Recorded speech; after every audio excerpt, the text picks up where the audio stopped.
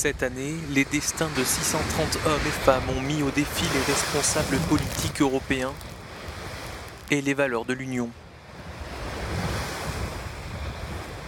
Ce bateau, l'Aquarius, qui a sauvé des milliers de vies en Méditerranée, a été la cause d'une grave crise politique.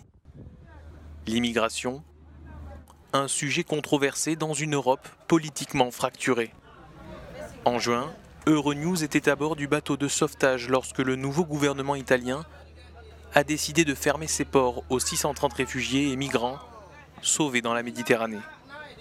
Malte a également refusé le débarquement des migrants, plongeant l'Aquarius et l'Europe dans une situation de blocage. Nous n'avons pas encore déterminé quel port sera choisi pour ce débarquement. Il y a plus de 600 personnes à bord, elles sont fatiguées, elles veulent se mettre en sécurité. Nous continuons de naviguer en direction de l'Italie.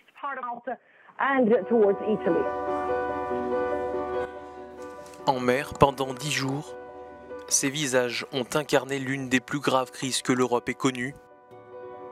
Une crise de conscience. Ça c'est chez moi, c'est dans mon jardin qu'il se passe tout ça. Ça te fait quoi? Ça me fait mal. Ça me fait mal de voir que c'est toujours des hommes pour profiter d'autres hommes et qu'on oublie l'humain là-dedans.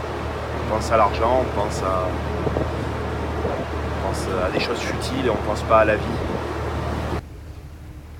Sauver des vies était précisément ce que les ONG Médecins sans frontières et SOS Méditerranée ont souhaité faire en exploitant l'Aquarius.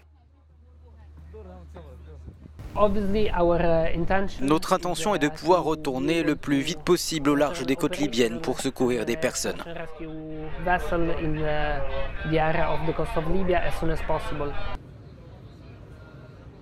Mais depuis, les ONG ont dû mettre fin aux opérations à cause de ce qu'elles qualifient de pression politique. Toute ma colère, elle va envers ces gouvernements qui disent et qui ne font pas, et qui sont en fait le reflet d'une société complètement schizophrène, qui n'applique pas les principes d'humanité qu'elle a forcément au fond d'elle.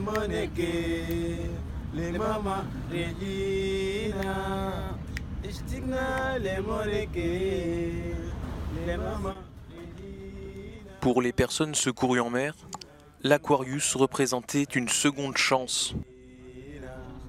Pour les bénévoles qui sauvent des vies, c'est une obligation morale.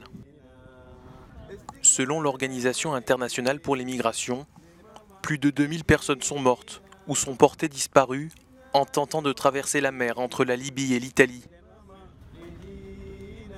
Et ces chiffres pourraient bien augmenter maintenant que la route migratoire la plus meurtrière du monde est laissée sans surveillance. Medina, Cuba, Ajmal Medina.